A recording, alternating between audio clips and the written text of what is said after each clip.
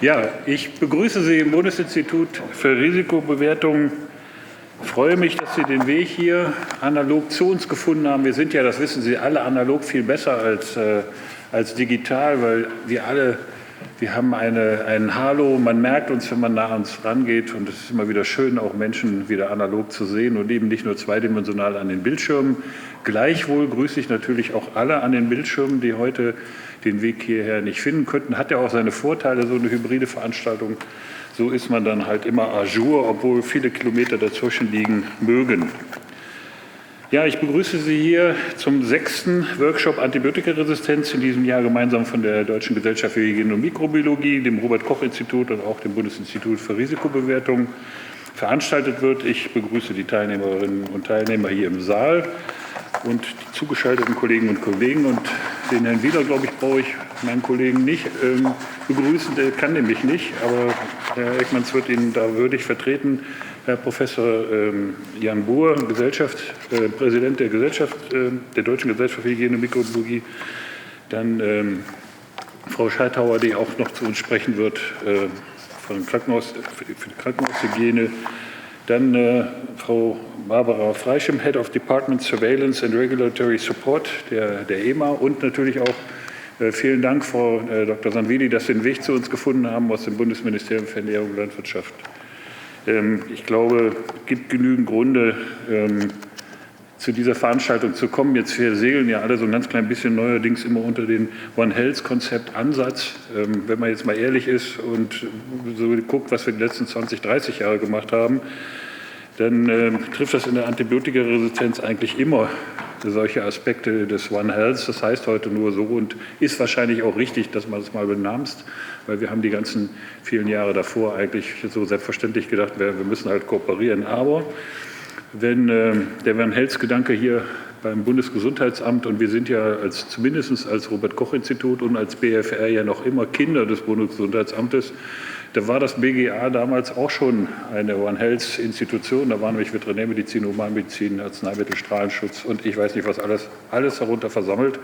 Insofern war das der Herr Seehofer, der diese großen, hervorragend funktionierenden Tanker in kleine Flottilleneinheiten zerlegt hat und da in seiner Zeit, das ist schon lange her, glaube ich 94, das BGA dann in etwas funktionsfähigere Einheiten zerlegt hat, die heute unter vielen Namen ja auch Ihnen möglicherweise bekannt sind. Die wechselseitige Übertragung von Mikroorganismen zwischen Tieren, Menschen und Umwelt war immer auch in der Vergangenheit schon ein wichtiges Thema. Ich denke, für diejenigen von Ihnen und die meisten von Ihnen auch eben einfach eine Selbstverständlichkeit. Im gesundheitlichen Verbraucherschutz ist es halt insbesondere die Lebensmittel, die das Vehikel sind und sicher auch die ganzen Effektketten, die damit zusammenhängen. Im Grunde trotzdem ja immer eine wieder spannende Situation, dass praktisch jeder Organismus, auch jeder Mikroorganismus im Grunde das Genom seiner ganzen Spezies in sich trägt und auch unmittelbar reaktiv eben auch auf solchen Antibiotika-Einsatz oder auch nicht nur Antibiotika, sondern auch Biozideinsatz zum Beispiel ja auch reagieren kann. Ich denke, diese gemeinsame Veranstaltung unterstreicht auch, dass wir das gemeinsame Blame and Shame Game, die gegenseitigen Schuldzuweisungen zwischen Humanmedizin und Veterinärmedizin überwinden sollten oder sollen oder wollen, indem wir gemeinsam nach den Treibern dieser Resistenzen suchen und versuchen, die Bedeutung der jeweiligen Bereiche im jeweils anderen Bereich realistisch abzuschätzen. Ich denke, das ist nicht nur ein Gebot der Stunde, sondern auch das Gebot der Fairness. Der gemeinsame Ansatz hat auch sich mittlerweile im Forschungsbereich niedergeschlagen, bei dem das BfR im Zoonosennetzwerk, dem One Health European Joint Program und dem German One Health Initiative aktiv beteiligt ist. Ich kann Ihnen nur sagen, das ist noch viel älter. Also ich habe schon vor 25 Jahren, haben wir da in dem VetMed Verbund die ersten Ideen gehabt, Humanmedizin zur Veterinärmedizin zusammenzubringen, auch übrigens sehr erfolgreich. Da gibt es mittlerweile doch über die ganzen Jahrzehnte große Zusammenarbeiten, großartige Zusammenarbeiten. Diese Veranstaltung reiht sich in eine seit 2013 bestehende Veranstaltungsserie hinein. Ich denke, in dem 2013 war es vor allen Dingen ja auch die Frage, wo kommen die her, die Antibiotikaresistenzen? Und wenn Sie sich das noch mal anschauen, gerade bei den Tieren hat sich da doch eine ganze Menge getan. Eine massive Reduktion um 65% zwischen 2011 und 2021, hätten wir vor 16 Jahren wahrscheinlich niemals für möglich gehalten.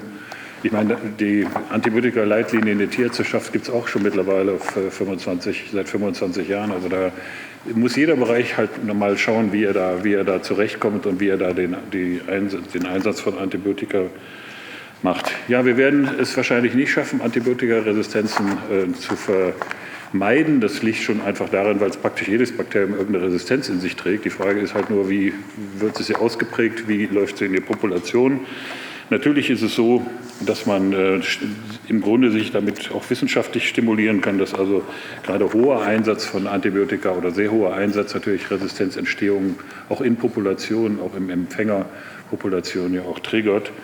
So ist es ja auch gerade bei uns, bei den Lebensmitteln. Auf der anderen Seite, wenn man den Anteil der Tierhaltung an der Resistenzproblematik beim Menschen sich anschaut, ist der, das mag jetzt nicht so in Ihren Ohren so klingen, dass ich es herabspielen will, aber relativ gering, wenn man mal von ganz bestimmten Keimen absieht, die eben auch typischerweise zwischen Mensch und Tier eben auch kursieren. Gerade bei Zoonoseerregern wie Campylobacter erscheint es ja fast selbstverständlich, dass es hier schwierig sein wird.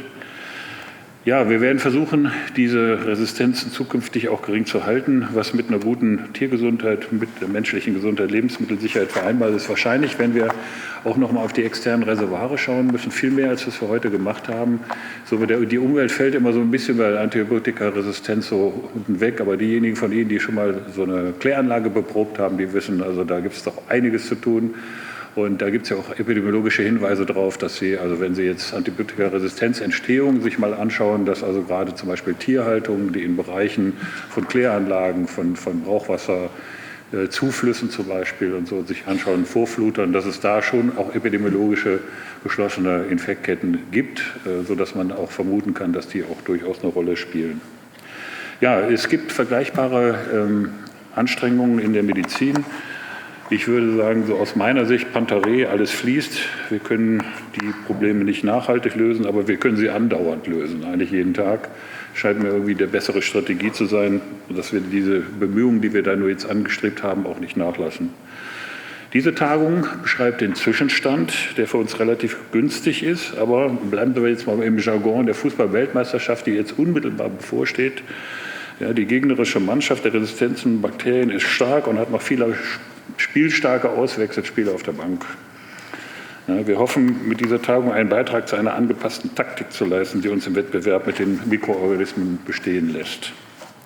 Ja, es bleibt mir noch übrig, zu danken Herrn Dr. Eckmanns, Frau Professor Scheithauer und Herrn Tenhagen auch für die Vorbereitung dieser Tagung und übergebe jetzt das Wort an Herrn Uhr, der die Grußworte weiterführen wird. Vielen Dank.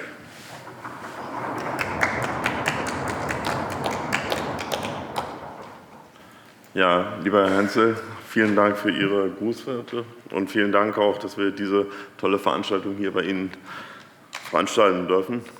Lieber Tim Eckmanns, liebe Simone Scheithauer, liebe Organisatoren. Für uns als DGAM ist dieses Thema Antibiotikaresistenz eigentlich das zentrale Thema. Und wenn man sich die Geschichte der DGAM mal vor Augen führt, dann sind wir eine besonders alte Fachgesellschaft. Wir hatten jetzt gerade vor kurzem unsere 74. Jahrestagung hier in Berlin. Im Rahmen unserer 74. Jahrestagung haben wir Simone Scheithauer als Vizepräsidentin gewählt. Und das zeigt so ein bisschen, wie das Thema, für das Simone steht, eben auch in unserer DGAM verankert ist. Und das ist eben auch ganz eng hier mit dem Workshop hier verbunden und mit dem, was es hier in diesem Workshop eigentlich erforscht werden soll. Wir haben in der DGAM die Situation, dass, als sie gegründet wurde, 1906, da gab es das Thema Antibiotikaresistenz gar nicht.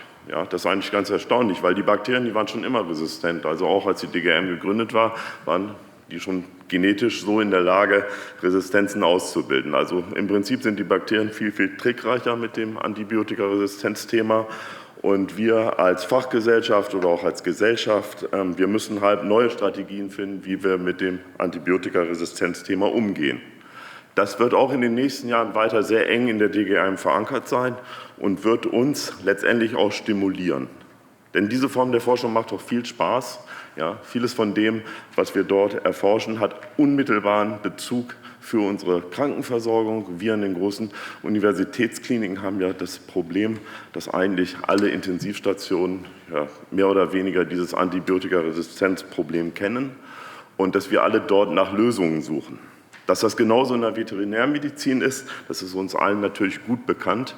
In der Umweltmedizin gibt es dieses Problem und deswegen ist dieser One Health-Ansatz, den wir hier alle verfolgen, natürlich ganz, ganz zentral. Ich möchte Ihnen daher für diese Tagung viel Erfolg wünschen. Hoffe, dass wir diese Form der Kooperation weiter ausbauen können. Ja, und freue mich jetzt auf die Tagung und übergebe an den Hausherrn.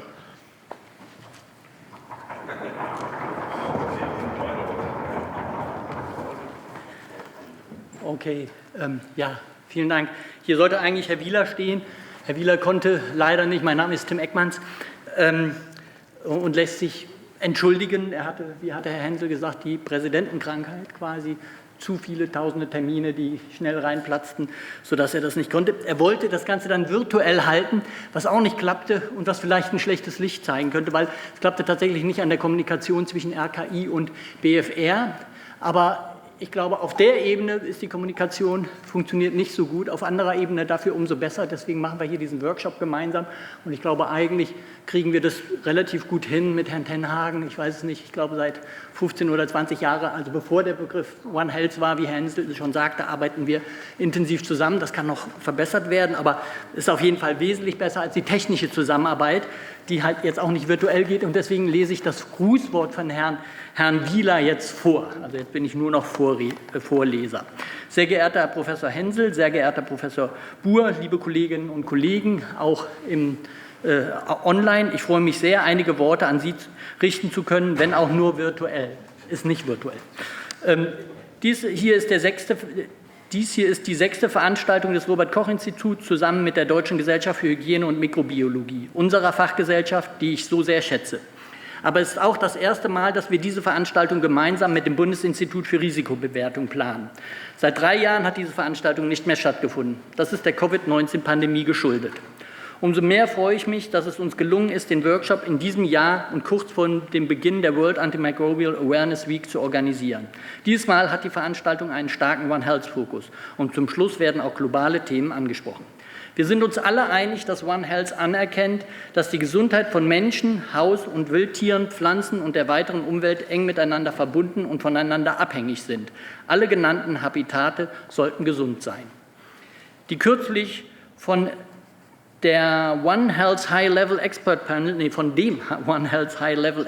Panel, dem OHHLEP oder LEAP, wie es ausgesprochen wird, dessen Co-Chair übrigens Thomas Mettenleiter ist, Präsident vom FLI, entwickelte Definitionen von One Health, definiert zu Recht, wie die verschiedenen Bereiche miteinander verbunden sind und gibt uns die Richtung vor, wie wir die Probleme, mit denen wir konfrontiert sind, mit diesem Ansatz angehen können. Die Welt hat sich in der Tat verändert, und zwar in den letzten 2 Jahrzehnten extrem schnell. Tiere spielen eine wichtige Rolle in unserem Leben, sei es als Nahrungsmittel, Faserstoffe, Lebensgrundlage, Reisebegleiter, Sporttiere, Bildungstiere oder Gefährten. Der enge Kontakt mit Tieren und ihrer Umgebung bietet aber natürlich auch mehr Möglichkeiten für die Übertragung von Krankheiten zwischen Tieren und Menschen. Die Erde erfährt Veränderungen des Klimas und der Landnutzung, wie zum Beispiel die Abholzung von Wäldern und intensiven landwirtschaftlichen Praktiken. Das ist alles menschengemacht. Auch diese Störungen der Umweltbedingungen und Lebensräume schaffen neue Möglichkeiten für die Übertragung von Krankheiten auf Tiere. Und die Mobilität von Menschen, Tieren und tierischen Erzeugnissen hat durch den internationalen Reiseverkehr und Handel zugenommen. Infolgedessen können sich Krankheiten schnell über Grenzen hinweg und rund um den Globus verbreiten. Wir stehen vor vielen gesundheitlichen Krisen. Dabei könnten die wichtigste permanente Krise die Verbreitung von antimikrobiellen Resistenzen und ihren Folgen sein, die stille Pandemie. AMR stellt eine große Bedrohung für Gesundheit von Mensch, Tier und Umwelt dar.